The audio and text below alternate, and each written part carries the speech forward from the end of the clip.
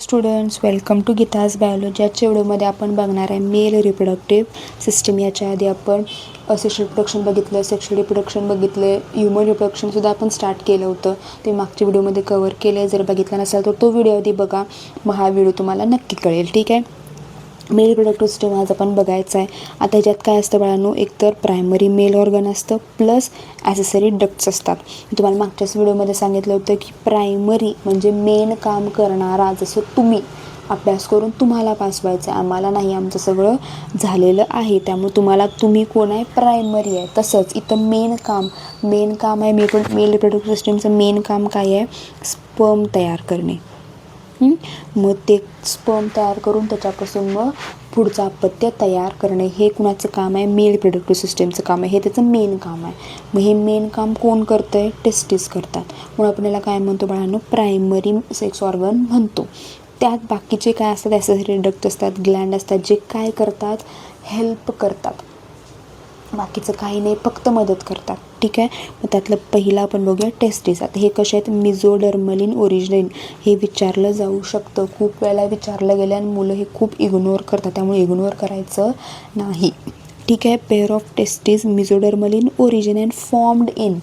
एक तर बाळांनो दोन गोष्टी आहेत तिथं, फॉर्म्ड इन. तुम्ही जर नीटची पण परीक्षा देणार असाल तर हे नीटमध्ये सुद्धा विचारलं जातं आणि CETमध्ये पण विचारलं जातं.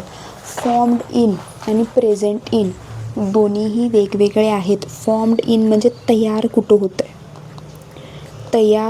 आहे, ते लोअर ॲबडॉमिनल कॅव्हिटीमध्ये तयार होतं आहे. ठीक आहे. आणि पुढं ते काय केलं जाते, मग त्याने आणि थोडं डिसेंड केलं, खाली जातं आहे. त्यामुळं तुम्हाला एक गोष्ट काय लक्षात ठेवायची आहे, ते मिझोडर्मल इन ओरिजिन आहेत. 3 आपल्याला जर्म सेल्स माहिती आहेत, एक तर एंडो, एक्टो आणि मिझो.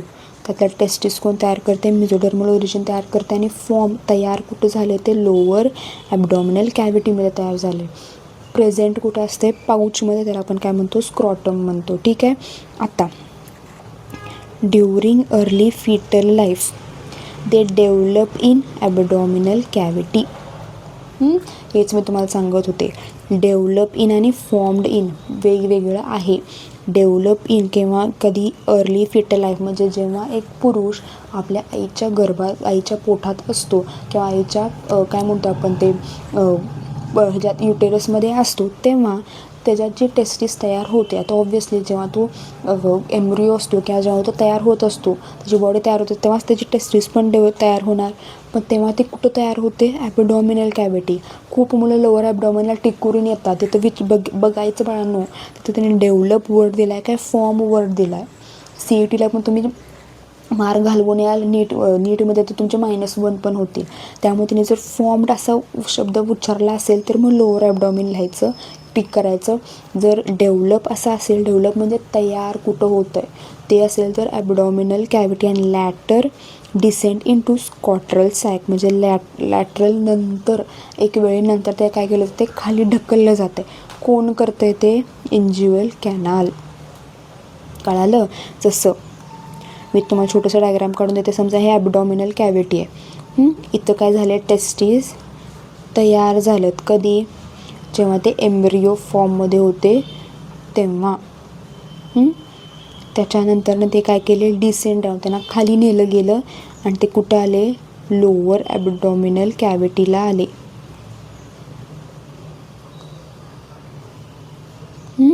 कुठल्या वाटेने आले, काय त्यांची वाट होती, इंज्युअल कॅनाल. ही इंज्युअल कॅनाल त्यांची, ह्या वाटेला आपण काय म्हणतो, इंज्युअल कॅनाल. तुम्ही असं इथं काढून ठेवू शकता वाटल्यास, तुम्हाला डाऊट येत असेल तर. हे कधी असते बाळांनो, हे असते त्याच्या जेव्हा तो एम्ब्रिओ फॉर्ममध्ये असतो, आईच्या गर्भात असतो, तेव्हा. हे कधी फॉर्म होणार, जेव्हा तो थोडासा मोठा होतो तेव्हा बाय इंज्युअल कॅनाल. त्याच्यानंतरनं each testis is oval shape म्हणजे अंडाकृती असते.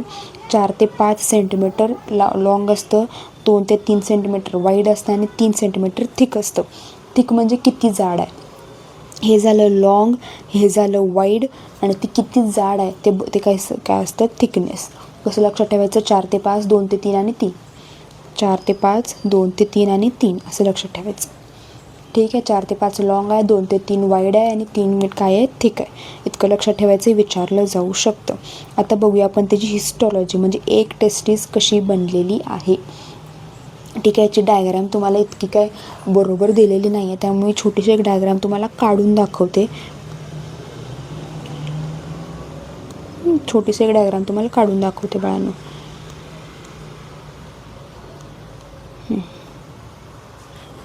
आता ही आपण काय घेऊया, टेस्टिस घेऊया. ठीक आहे. आता ही टेस्टिस काय एक्सटर्नली कवर्ड बाय, तो वर दिला बघा, एक्सटर्नली कवर्ड कोण केले, कोलाजिनस कनेक्टिव्ह टिश्यूनं. आता एक्सटर्नली म्हणजे बाहेरून त्याला काय आहे, बाहेरून काय आहे बाळांनो, कोलॅजिननी कनेक्ट करून ठेवलेलं आहे. कोलॅजिनस कनेक्टिव्ह टिश्यू, ह्याला आपण काय म्हणणार, कोलॅजिनस कनेक्टिव्ह टिश्यू. काय आहे ते, ट्युनिका एल्ब्युजिना. बाहेरचं हे कसं आहे, कोलॅजिन आहे, म्हणजे कोलॅजिनपासून बनलेलं आहे. कनेक्ट करून ठेवायला लागली त्या टेस्टिसला बाकीच्या ऑर्गन्सबरोबर कनेक्ट करून ठेवायला, म्हणून आपण त्याला काय म्हटलं, कोलॅजिनस कनेक्टिव्ह टिश्यू. आता ह्याचेसुद्धा एक आपण तुम्ही तर बघू शकता 2 लेअर आहेत. ह्याचे पण तुम्हाला हे पूर्ण, हे सगळं एवढं पूर्ण आपण काय म्हणू शकतो, ट्युनिका एल्ब्युजिना आहे. आता ही बाहेरची लाईन आहे, एकच मिनिट, ही बाहेरची लाईन आहे, पेन बदलते मी थोडा. ही बाहेरची लाईन दिसते लालनं जी मी आता काढायला लागली, काय झाली, बाहेरची लाईन दिसली. आणि मी जे आता केशरीनं काढायला लागले इथं, हे काय झालं, आतली लाईन झाली, झाली की नाही. आपण म्हणू शकतो की एक बाहेरची आणि एक आतली. जसं तुम्ही कुठल्या तरी रूममध्ये बसलेले असाल, किंवा तुम्ही आता रूममध्ये, तुमच्या कॉलेजच्या रूममध्ये असाल, घरातल्या रूममध्ये असाल, तुम्हाला जी भिंत दिसते आहे ती झाली तुमची इंटरनल. पण समजा तुमच्या बाजूला एक खोली आहे, बाजूला एक असं होतं की आपण बाहेर पण एक काहीतरी हे असणार आहे ना, लेअर असणार आहे, तुम्हाला जो दिसतो तो आपण काय म्हणू शकतो, इंटरनल ट्युनिका व्हॅस्क्युलोना. जी तुम्हाला लाईन दिसते ती, जी तुम्हाला समोर दिसते ती भिंत, पण त्या भिंतीची एक साईड तुमच्याकडे आणि पुढची साईड तुम्हाला दिसत नाही ती. त्यामुळे तुम्हाला जी दिसते ती काय असते, इनर, आत असणार आहे. त्याला आपण कसं लक्षात ठेवणार, ट्युनिका व्हॅस्क्युलोसा. आणि आउटर आहे म्हणजे ही वाली जी आपल्याला दिसत नाही, त्याला आपण काय म्हणणार, आउटर इनकम्प्लीट पेरिटोनियल कवरिंग. त्याला नाव काय दिले बाळांनो, ट्युनिका व्हॅजिनॅलिसा, व्हॅजिनॅलिस, ट्युनिका व्हॅजिनॅलिस आणि ट्युनिका व्हॅस्क्युलोसा. आता हे लक्षात कसं ठेवणार, हे लक्षात ठेवायला थोडासा प्रॉब्लेम येऊ शकतो. कसं लक्षात ठेवणार, ही जी आतली लेअर आहे ती कशापासून बनली आहे, व्हॅस्क्युलर लेअरपासून बनली, म्हणून काय आहे, व्हॅस्क्युलोसा.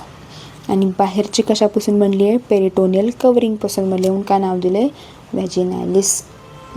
असं तुम्ही लक्षात ठेवू शकता. हे पूर्ण हे काय आहे बाळांनो, ट्युनिका एल्ब्युजिना, म्हणजे पूर्ण भिंतच आहे ती, आतून बाहेरून पूर्ण एक भिंत आहे. पण त्याची एक बाजू तुम्ही बघू शकता, एक बाजू तुम्ही बघू शकत नाही. जी बघू शकता ती काय आहे, इनर आहे, ट्युनिका व्हॅस्क्युलोसा. कशापासून बनली आहे, व्हॅस्क्युलर लेअर. त्याच्या आत काय असणार आहे बाळांनो, आपण ब्लड वेसल्स असणार आहेत. बाहेरची ट्युनिका एल्ब्युजिना ट्युनिका व्हॅजिनॅलिस तुम्हाला दिसत नाही आहे, ती कशी आहे, इनकम्प्लीट आहे. आता ह्याच्यापासून, ह्या लेअरपासून काय होणार आहे बाळांनो, ते डिवाईड होते. हे आत असं डिवाईड केलं जातं, आत अशा खोल्या तयार होतात. मी आता इथं काहीतरी असं काढते आहे, पण हे काय होतं बाळांनो, असे 200 ते 300 तुम्ही बघू शकता, 200 ते 300 काय झालं, टेस्टिक्युलर लोब्युल्स, फायबर्स फ्रॉम ट्युनिका एल्ब्युजिना. हे काय आहेत, फायबर्स आहेत. तुम्ही अशी डायग्राम काढून ठेवू शकता बाळांनो, तुम्हाला कळेल अशी. हे काय आहेत, फायबर्स आहेत. इथं काढलेत ना मी, हे काय आहेत, फायबर्स आहेत. ह्या फायबर्समुळे तुम्ही बघू शकता कप्पे तयार झाला आहे. हा एवढा कप्पा, परत हा एवढा कप्पा, हा एवढा कप्पा, हा एवढा कप्पा, हा एवढा एक कप्पा तयार झाला आहे का, एवढा कप्पा. ह्या कप्प्यांना आपण काय म्हणतो बाळांनो, टेस्टिक्युलर लोब्युल्स.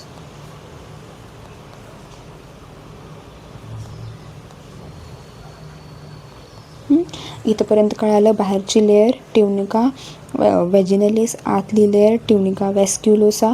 आणि ह्या ट्युनिका एल्ब्युजिना म्हणजे ह्याच्यातनं काय व्हायला लागले, कंपार्टमेंट्स व्हायला लागलेत, त्याला आपण काय म्हणतो बाळांनो, टेस्टिक्युलर लोब्युल्स म्हणतो. आता आपण एक, आता ह्यातलं हे एक मी कुठं काढले, इथं काढले. ह्यातलं मी काय केलं आहे, एक इथं काढलं. आता ह्याच्यात इथं हे खूप कन्फ्यूज होते बाळांना. हे पूर्ण एक टेस्टीज आहे, याच्या बाहेरचं कवरिंग आहे, त्याच्या आत हे टेस्टिक्युलर लोब्यूल आहेत. मी काय काढलं, एक टेस्टिक्युलर लोब्यूल इथं काढलेला आहे. आता ह्याच्यात 1 ते 4 काय असतात, कॉइल्ड सेमिनिफेरस ट्युब्यूल्स असतात. कळतं आहे की कन्फ्यूज होतं आहे? हे तुमचं पूर्ण टेस्टीज झालं, ट्युनिका अल्ब्युजिना झालं, बाहेरचं कवरिंग, आतलं कवरिंग, आणि हे काय झालं बाळांनो, फायबर्स आलं, त्याच्यामुळं कंपार्टमेंट झालं. त्या कंपार्टमेंटला आपण काय म्हणायला लागलो आहे, टेस्टिक्युलर लोब्यूल म्हणायला लागलो आहे. आता या टेस्टिक्युलर लोब्यूलमध्ये काय असणार, सेमिनिफेरस ट्युब्यूल्स असणार आहेत. म्हणजे आपण असं म्हणू शकतो की ह्याच्यात मी ते 4 काढलेले नाही, असे हायली कॉइल्ड हे असे आपण 4 काढू शकतो. म्हणजे ह्याच्यात सुद्धा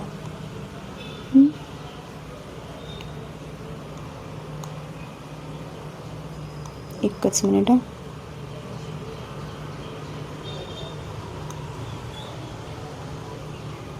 ते ह्याच्यात सुद्धा आपण काय म्हणू शकतो, असे कॉइल्ड सेमिनिफेरस ट्युब्यूल्स असणार आहेत. आणि आता ह्यातला हा एक ट्युब्यूल मी काढला आहे बाहेर.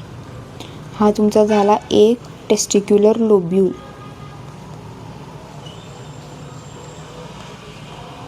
आणि ह्यातलं हे एक झालं म्हणजे काय, सेमिनिफेरस ट्युब्यूल.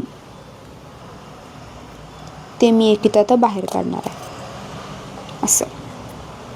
ठीक आहे.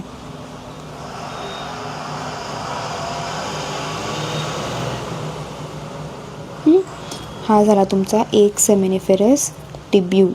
आता हा सेमिनिफेरस ट्युब्यूल ही जी लाईन आहे ना, हे 2 लेयर्सपासून बनलेली आहे. आता ह्याच्यात काय माहिती आहे, ह्याच्यात 2 लेयर्स तयार होतात. एक तर हे असं,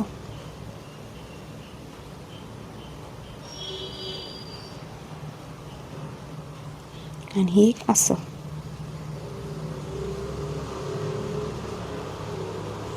तुम्ही इथं बघू शकता, मी एक लहान असं चौकोन काढलं आहे आणि मधीच असं डोंगरासारखं काहीतरी काढलं आहे.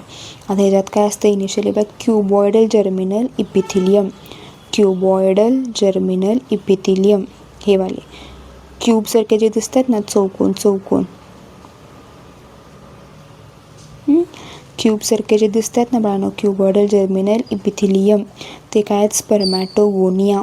आणि जो लार्ज पिरॅमिडल सेल्स तुम्हाला जे दिसतात, हे असे डोंगरासारखे, हे झालं तुमचे सर्टोली सेल्स. आणि हे जे दिसत आहेत तुम्हाला, हे सगळे काय झाले, जर्मिनल इपिथिलियम. 2 वेगवेगळे शब्द आहेत, 2 वेगवेगळ्या सेल्स आहेत. चौकोन जर्मिनल इपिथिलियम आहे, क्युबॉइडल जर्मिनल इपिथिलियम आहे. जे लांब तुम्हाला डोंगरासारखे दिसत आहेत ते काय आहेत, सर्टोली. किंवा तुला दुसरंच काय शब्द आहे बाळांनो, स्टेंटिक्युलर सेल्स. त्यालाच आपण काय म्हणतो, स्पर्मॅटोगोनिया. इपिथिलियल सेल्सला आपण काय म्हणू शकतो, स्पर्मॅटोगोनिया सुद्धा म्हणू शकतो. जे जर्मिनल सेल्स आहेत ते काय करणार, गॅमेटोजेनेसिस करणार. हे जे तुम्हाला दिसत आहेत ना, हे वाले काय करणार, गॅमेट तयार करणार.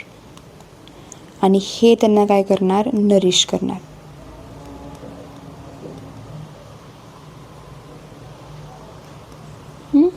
कळालं, कामं काय आहेत, कामं वाटून दिलेली आहेत.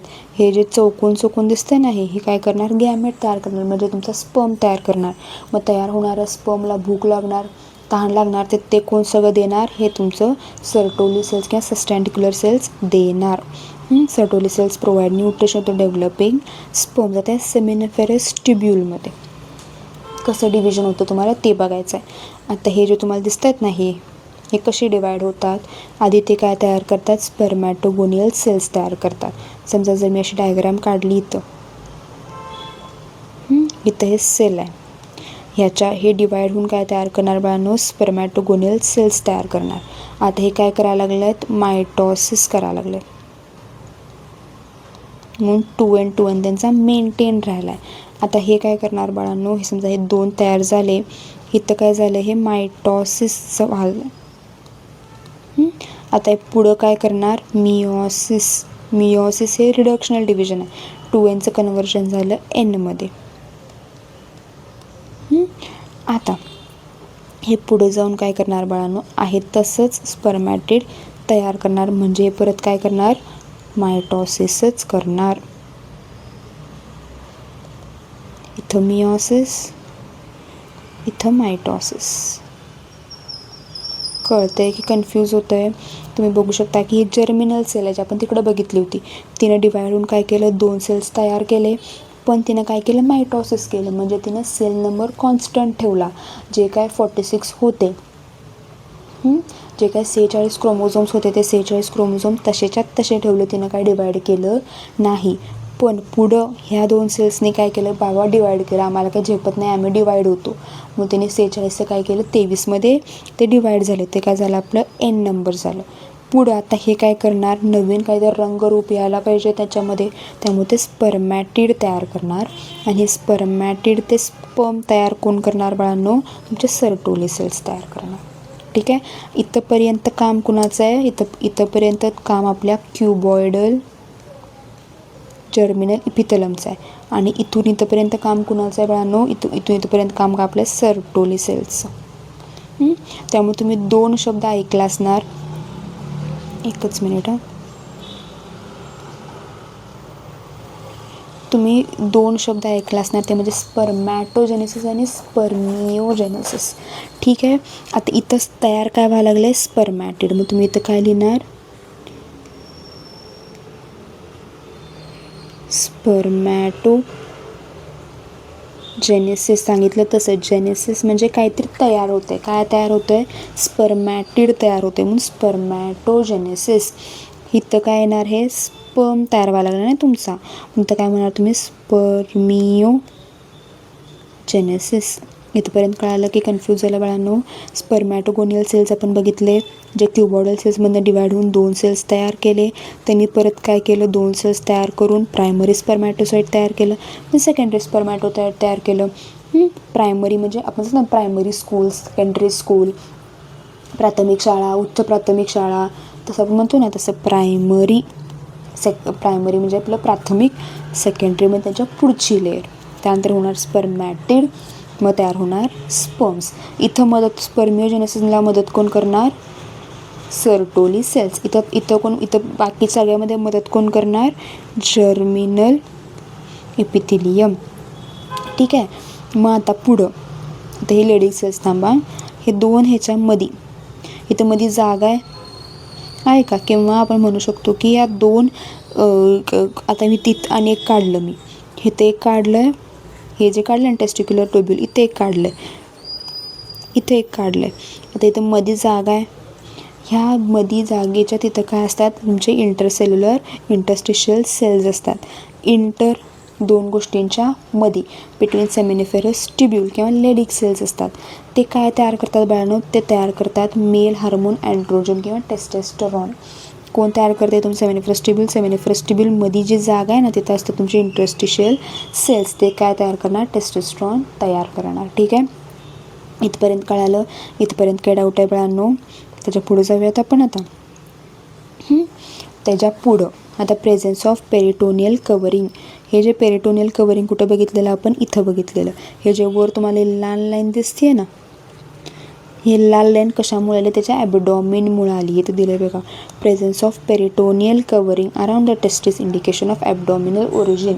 म्हणजे आपण म्हणू शकतो की तुम्ही जी काही मुलं आहेत किंवा जे काही पुरुष आहेत, ते जेव्हा त्यांच्या आईच्या गर्भात असतात, तेव्हा त्यांच्या ॲबडॉमिनमध्ये काय होणार आहे बाळांनो, टेस्टिस तयार होणार आहे. आणि हे आपण कसं प्रूफ करणार आहे, कसं प्रूफ केलं तुम्ही हे, कारण आपण कुणाच्या तरी एम्ब्रियो लेवलला जाऊन चेक करू शकत नाही ना. आपण कसं प्रूफ केलं, त्यांच्यावर जे पेरिटोनियल कवरिंग आहे ना, त्याच्या व्हॅजिनलेसवर, ते पेरिटोनियल कवरिंगच काय आहे, प्रूफ आहे किती काय आहेत, ॲबडॉमिनल ओरिजिन आहेत. आता टेस्टिस कशा असतात, सस्पेंडेड म्हणजे लटकलेले असतात. कुठं, स्कॉटरममध्ये बाय स्पर्मॅटिक कॉर्ड. म्हणजे आपण असं म्हणू शकतो की हे तुमचं हे स्कॉटरम घ्या एका पुरुषाचं, तिथं काय असतात, हे टेस्टिस असे प्रेझेंट असतात. हे आपण म्हणू शकतो की सस्पेंडेड आहेत. आणि हा जो पार्ट आहे आपण म्हणतो स्पर्मॅटिक कॉर्ड. इथंपर्यंत कळालं. इथंपर्यंत काय डाऊट आहे. आता हे जे खाली डिसेंड होतात, म्हणजे खाली येतात, तुम्हाला इथं सांगितलं होतं बघा, कुठे गेला ते डायग्राम, हां, इथं जे तुम्हाला सांगितलं होतं की खाली येतं. हे जे खाली येतं हे कुणामुळे येतं, टेस्टेस्ट्रॉनमध्ये. म्हणजे त्यांचा खाली यायचा काम किंवा खाली यायला त्यांना हेल्प कोण करतं from that tube is the testosterone. Testosterone hormone stimulate the descent of testis and the fibromuscular band called gubernaculum in the scrotum. या स्कॉट्रममध्ये खाली यायला कोणाला टेस्टिसला आणि ह्या बँडला ज्याला आपण म्हणतो जर्बॅनिक्युलम कोण हेल्प करतं? टेस्टोस्टेरॉन. इन सम मेल्स खूप पुरुषांमध्ये काय प्रॉब्लेम होतं, कारण आपलं इंटेस्टाईन म्हणजे आपलं जे आतड्या आहेत त्या पण तिथंच आहेत आणि जेव्हा त्या खाली येणार असतात त्या आतड्या पण तिथं ॲबडॉमिनलमध्येच आपल्या आतड्या पण आहेत ना, त्या आतड्यांमध्ये गुंतून राहतं. Loop of intestine may pass through inguinal canal, म्हणजे जो कॅनाल आहे जो इथं मधी ते खाली येणार होतं, तिथं त्याचं ॲबडॉमिन इथून ते खाली येणार होतं, इथं समजा त्याचं इंटेस्टाईन आतडी जर मध्ये आलीत तर ते स्कॉट्रममध्ये येऊ शकणार नाही, त्याला आपण म्हणतो इंजियल हर्निया. ठीक आहे. इंजियल हर्निया म्हणजे काय? जर त्या मेलचं टेस्टिस खाली डिसेंड आउट होऊ शकलं नाही तर त्याला आपण म्हणतो इंजियल हर्निया. कुणामुळे व्हायला लागलं? इंटेस्टाईनमुळे व्हायला लागलं. ठीक आहे. आता आपण बघूया त्याचे ॲसेसरी डक्ट्स म्हणजे जे बाकीच्या गोष्टींमध्ये हेल्प करतात. हे काय आहेत? रिटेटेस्टिस आहे, वासा इफ्रेन्शिया आहे, एपिडिडायमिस आहे, वासा डिफरन्स आहे, इजॅक्युलेटेड डक्ट आहे आणि युरेथ्रा आहे. ठीक आहे. आता सेमिनिफेरस ट्यूब्यूल तुमचं असं झालं. सेमिनिफेरस ट्यूब्यूलमधून काय होतात? ते तयार होतात आणि आता बाहेर ढकललं पण पाहिजे ना, तर थोडीशी डायग्राम काढून दाखवते. डायग्राम नीट बघा. हे तुमचे सेमिनिफेरस ट्यूब्यूल्स झाले. ह्याच्यात ते तुमचं जर्मिनल इपिथेलियम होतं, सर्टोली सेल्स होते, इथून ते बाहेर आले, इथून ते बाहेर आले, हे एकत्र सगळे यायला पाहिजेत. हे अरायझिंग फ्रॉम द रिटेटेस्टिस. तरी इथनं ते एकत्र कुठे येतात? रिटेटेस्टिसमध्ये येतात. एक मिनिट परत काढून दाखवते, थांबा, तुम्हाला थोडंसं कन्फ्युजन होईल. असं काढूया आपण.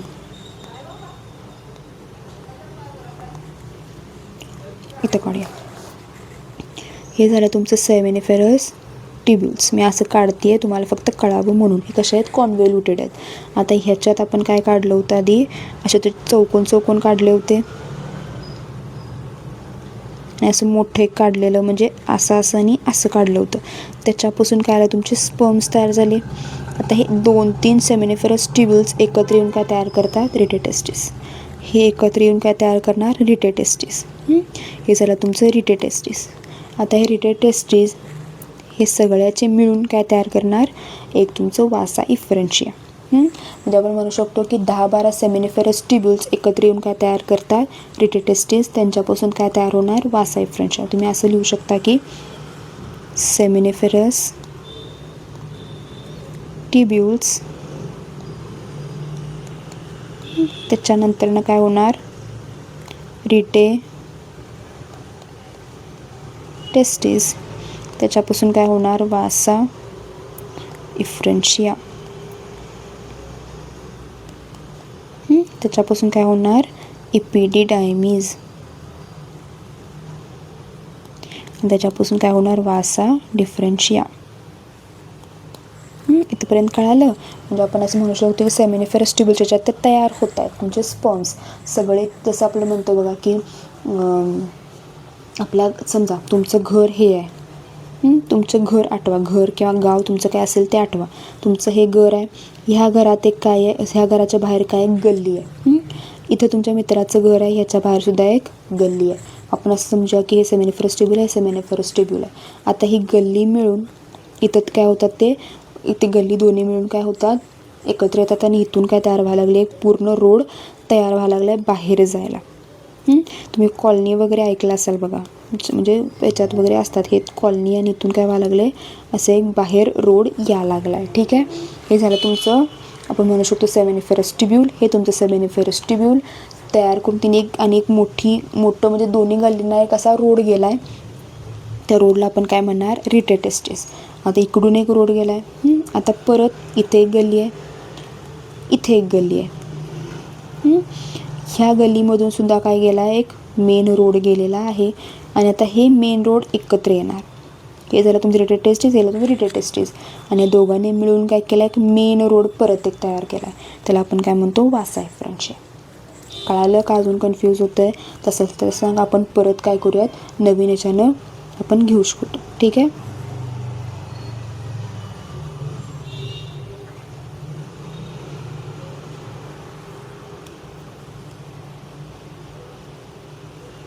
इथपर्यंत कळालं? इथपर्यंत काय डाऊट आहे? सांगितलं तसंच की आपल्या ह्याच्यातपासून सेमिनिफरस ट्युब्युलपासून काय तयार झालं, रेटेटेस्टिसपासून काय तयार झालं, वासा एफरन्स, त्याच्यापासून काय तयार झालं, एपिडिडायमिस. आता एपिडिडायमिसमध्ये काय केलं जातं बाळांनो, स्टोअर केलं जातं. स्पर्म्सना स्टोअर केलं जातं, कारण प्रत्येक वेळेला ते बॉडीच्या बाहेर टाकलंच पाहिजे असं नाही. ठीक आहे, त्यामुळं आता एपिडिडायमिस परत तुमचा समजा हा तुमचा काय आहे, टेस्टीज आहे, ह्याच्यावर असा हा एपिडिडायमिस असतो. मग वरचा पार्ट ह्याला आपण म्हणतो कॅपकट, मधला पार्ट त्याला आपण म्हणतो कॉर्पस, आणि आतला पार्ट ह्याला आपण म्हणतो कॉवडा. ठीक आहे, 3 वर्ड आहे. हा तुमचा टेस्टी आहे, याच्यावरचा तुमचा एपिडिडायमिस आहे. टेस्टीज म्हणण्यापेक्षा सेमिनिफरस ट्युब्युल आहे, त्याच्यावरचा पार्ट हा तुमचा एपिडिडायमिस आहे, कॅपकट, कॉर्पस आणि कॉवडा. आता हे ओपन कशात होणार बाळांनो, वासा डिफरन्समध्ये. Open in vasa deferens. आता हे जॉईन कुलाला होणार, सेमिनल वेसिकल आणि प्रोस्टेट ग्लँडला तयार होऊन ते काय होणार, एक युरेथ्रा तयार करणार. इथपर्यंत कळालं तुम्हाला? इथपर्यंत काय डाऊट आहे? काय डाऊट असेल तुम्ही कमेंट सेक्शनमध्ये विचारू शकता, तिथं आपण नक्की बोलूयात. ठीक आहे, युरेथ्रा. आता ही तुमची युरेथ्रा तयार होणारी कशी आहे बाळांनो, लॉंग आहे, एक्सटेंड आहे through the penis. It opens to the outside of an opening called as urethral meatus किंवा युरेथ्रल ओरिफिस. म्हणजे युरेथ्रा ती पूर्ण एक आहे, युरिनची पण लाईन आहे आणि स्पर्म जाण्याची पण लाईन आहे. त्याच्या जो ओपनिंग आहे, तो ओपनिंगला आपण काय म्हणतो, युरेथ्रल मिएटस म्हणतो किंवा युरेथ्रल ओरिफिस म्हणतो. हे सगळे जितके काय त्याचे ॲसेसरी डक्ट्स आहेत, सेमिनल वेसिकल, प्रोस्टेट ग्लँड, हे सगळे काय आहेत बाळांनो, पेअर्समध्ये आहेत, म्हणजे जोडीमध्ये आहेत, एक्सेप्ट युरेथ्रा. युरेथ्रा फक्त एकच आहे जे सिंगल आहे. तुम्हाला हे नावं लक्षात ठेवायला लागणार बाळांनो, ह्याला काही करता येत नाही. मी तुम्हाला हेच म्हणेन की तुम्ही असंच लक्षात ठेवा. तुम्ही जर काहीतरी म्युमोनिक्स लावायला गेलात की तुम्ही ते विसरायला होतं आहे, कुठलं म्युमोनिक्स कशाला आहे तुम्हाला कळत नाही. त्यामुळे अशीच नावं लक्षात ठेवा, तुम्हाला एवढं तर कळावं लागणार आहे. ठीक आहे, त्यानंतर आपण बघणार आहे ग्लँड्स. ग्लँड्स काय आहेत, हेल्प करतात फक्त सिक्रेशन्समध्ये. त्यातलं पहिलं आहे आपलं सेमिनल वेसिकल्स. युरिनरी ब्लॅडरच्या पोस्टेरियर साईडला, म्हणजे युरिनरी ब्लॅडरच्या माग आहेत ते. आता हे काय सिक्रेट करतात अल्कलाईन सेमिनल फ्लुइड, म्हणजे अल्कलाईन ज्याचा pH 7पेक्षा जास्त आहे, असं एक फ्लुइड सिक्रेट करतात, ज्याच्यात काय आहे, फ्रुक्टोज आहे. म्हणजे काहीतरी एनर्जी पाहिजे. आता स्पर्मला तो इतका मोठा त्याचं काय म्हणतो, वाट आहे, मेल रिप्रोडक्टिव्ह ट्रॅकपासून फिमेल रिप्रोडक्टिव्ह ट्रॅकपर्यंत त्याला जायचं आहे. मग एनर्जी, एकच मिनिट, त्याला एनर्जी पाहिजे की नको, ते एनर्जी कोण देणार, फ्रुक्टोज देणार. ठीक आहे, फायब्रिनोजन आणि प्रोस्टाग्लॅंडिन, हे सगळं हे जर का मी तुम्हाला सांगतेच. आता हे जे सेमिनल वेसिकल्स आहेत ते 60% सिमेनमधलं तयार करतात. आता सिमेनचं जे काय तुमचं व्हॉल्यूम आहे ते 60% कुठून येतं, सेमिनल वेसिकल्समध्ये येतं. म्हणजे 60% सिमेनचं तुमचं कुठून येतं आहे, सेमिनल वेसिकल्समधून येते. फ्रुक्टोज काय करणार, एनर्जी देणार. फायब्रिनोजन काय करणार, कोॲग्युलेट करणार, एकत्रित आणणार तुमच्या सगळ्या स्पर्म्सना. त्या सिमेनमध्ये जे काय स्पर्म्स येते ना ते एकत्रित आणणार. त्याच्यामुळं काय होईल, त्या समजा तुम्ही हे असेल बघा की तुम्हाला दरवाजा तोडायचा आहे कुठला तरी एक, तर तुम्ही प्रत्येकानं वेगवेगळीकडे फोर्स लावून नाही चालत ना, सगळ्यांनी एकत्रित येऊन एकाच याला जर तुम्ही एकाच दिशेला जर तुम्ही फोर्स लावलात तर दरवाजा काय होऊ शकतो, तुटू शकतो. तेच स्पर्ममध्ये केलं जातं आहे, कारण त्यांना काय करायचं आहे, फिमेल रिप्रोडक्टिव्ह ट्रॅकमध्ये अगेन्स्ट द ग्रॅव्हिटी जायचं आहे, म्हणजे खालून वर जायचं आहे. अगेन्स्ट द ग्रॅव्हिटी झालं हे. अगेन्स्ट द ग्रॅव्हिटी जर जायचा असेल तर एनर्जी लागणार. हे एनर्जी लागणार, जर वेगवेगळे असले स्पर्म तर वेगवेगळे एनर्जी द्यावी लागणार. पण हे जर एकत्रित आले तर यांना काय होणार, कमी एनर्जी द्यावी लागणार. म्हणून ते काय होतात, कोॲग्युलेट होतात किंवा एकत्रितपणे येतात. वजायनामध्ये क्विक प्रपोल्शन, म्हणजे तेच, म्हणजे वजायनामध्ये खालून वर त्यांना जाता येईल. आता प्रोस्टाग्लॅंडिन्स पण त्याच्यातच हेल्प करतात, रिव्हर्स पेरिस्टायसिस करतात, ज्याच्यामुळं काय होतं, त्या स्पर्मची फास्टर मूव्हमेंट होते. ठीक आहे, आता येणार तुमचं प्रोस्टेट ग्लँड. प्रोस्टेट ग्लँडसुद्धा काय बाळांनो, सिंगल ग्लँड आहे, एक लार्ज आहे, सिंगल ग्लँड प्रेझेंट, त्याच्यात 20 ते 30 लोब्स प्रेझेंट आहेत. आता हे कुणाच्या खाली आहे, युरिनरी ब्लॅडरच्या खाली आहे. हे कसं होतं, सेमिनल वेसिकल युरिनरी ब्लॅडरच्या मागं होतं, युरिनरी ब्लॅडरच्या पोस्टेरियर साईडला होतं. प्रोस्टेट ग्लँड ही युरिनरी ग्लँडच्या खाली आहे, एक खाली आहे, एक काय आहे, मागं आहे. ठीक आहे, आता हे काय करणार, मिल्की व्हाईट ॲसिडिक, म्हणजे आता दोन्ही पण विरुद्ध आहे बघा. सेमिनल वेसिकल काय करत होतं, अल्कलाईन, प्रोस्टेट ग्लँड काय करतं आहे, ॲसिडिक. प्रोस्टॅटिक फ्लुइड तयार करतं आणि हे किती आहे, 30%. ते किती होतं, 60%. कंटेन सायट्रिक ॲसिड फॉस्फेटेज आणि एन्झाईम्स. आता हे जे ॲसिड फॉस्फेटेज किंवा सायट्रिक ॲसिड आहेत ते काय करतात, स्पर्मला हेल्प करतात ॲसिडिक एन्व्हायरमेंट ऑफ वजायना. आता वुमनचं जे काही एक्सटर्नल जेनायटिलिया याचं थोडंसं ॲसिडिक असतं, त्या ॲसिडिक याच्यातून त्यांना हेल्प करायला, कारण ॲसिडिक जास्त असले तर स्पर्म काय होऊ शकतात, बाद होऊ शकतात. त्यामुळे त्यांना तिथनं हेल्प करायला, तिथनं वाचवायला कोण मदत करते बाळांनो, हे जे तुमचं प्रोस्टेटिक फ्लुइड आहे ते हेल्प करते. आता लास्ट आहे तुमचं ते म्हणजे काय, कॉपर्स ग्लँड किंवा बल्बोयुरेथ्रल ग्लँड. बल्बोयुरेथ्रल ग्लँड कशा आहेत, स्मॉल पी साइज्ड किंवा पेअर्ड ग्लँड आहेत. म्हणजे तुमच्या युरेथ्राच्या दोन्ही साईडला एक तुमच्या युरिनरी ब्लॅडरच्या काय होतं, मागं होतं, एक त्याच्या खाली होतं आणि एक काय युरेथ्राच्या दोन्ही साईडला. हे कसं आहे, अल्कलाइन, विस्कस आणि म्युकस आहे. हे काय करतं, ल्युब्रिकंट म्हणून हेल्प करतं कॉप्युलेशनच्या वेळेला. नंतर मग सिमेन. ठीक आहे, सिमेन कसं आहे, त्याचं विस्कस, अल्कलाइन आहे, परत हे सगळं मिळून म्हणजे तुमचे तिन्ही ह्याचे कॉर्पर ग्लँडचे म्हणा किंवा प्रोस्टेट ग्लँड आणि तुमचं जे काही सेमिनल वेसिकल त्याचं मिळून काय तयार होतं, सिमेन तयार होतं. मिल्की फ्लुइड आहे 7 to 7, त्याचं काय असणार आहे, pH असणार आहे. Ejaculated by male productive system. Normally तुमच्या 2.5 ते 4 ml सिमेनमधून म्हणजे एक इजॅक्युलेशनच्या वेळेला 2.5 ते 4 ml सिमेन काय होतं, बाहेर पडताना त्याच्यात 400 ml स्पर्म्स प्रेझेंट असतात. ठीक आहे. आता ह्याच्यात काय काय असणार आहे, secretion, it contain secretion of epididymis. तर इपिडिडायमिसची पण त्यात काहीतरी हेल्प असणार आहे. ते 60 आणि 30-90% झाल्यासून 100% काय कुठला असणार आहे, ते म्हणजे नरिश करणार कोण, फ्रुक्टोज, न्यूट्रलाइज ॲसिडिटी म्हणजे जे ॲसिडिक जे फिमेलचं एक्सटर्नल जेनायटिलिया त्यात हेल्प करणार ते म्हणजे कोण, CA+ आणि बायकार्बोनेट. आणि ॲक्टिवेशन म्हणजे त्या मूवमेंटला खालून वर जाण्यासाठी हेल्प करणार ते म्हणजे काय, प्रोस्टाग्लँडिन. ठीक आहे. मग आपण बघणार ते एक्सटर्नल जेनायटिलिया म्हणजे एक्सटर्नलमध्ये जे बाहेरच्या बाजूला दिसतं ते external genitalia. It includes penis and scrotum. Penis हे कसं आहे, मेल कोप्युलेटरी ऑर्गन आहे. हा सिलेंड्रिकल आहे, मस्क्युलर आहे आणि ज्यात 3 टिश्यूज असतात. त्या पेनिसमध्ये 3 टिश्यूज असतात. ठीक आहे. एक आहे ते मधी आहे, एक आहे ते पोस्टेरो लॅटरल टिश्यू आहे. म्हणजे पोस्टेरो म्हणजे मागं, लॅटरल म्हणजे कडेला. आपण असं म्हणू शकतो की माग आणि कडेला आहे, त्याला आपण म्हणतो पोस्टेरो लॅटरल टिश्यू, त्याला आपण म्हणतो कॉर्पोरा कार्निवोरसा. मीडियन जो मधी आहे त्याला आपण म्हणतो कॉर्पस स्पॉन्जियोसम. आणि जो स्वोलन टिपला आहे कशाच्या, पेनिसला, त्याला आपण म्हणतो ग्लॅन्स पेनिस. ठीक आहे. त्याच्यावर एक स्किन असते, त्या स्किनला आपण म्हणतो फूड स्किन किंवा पिरुपिस.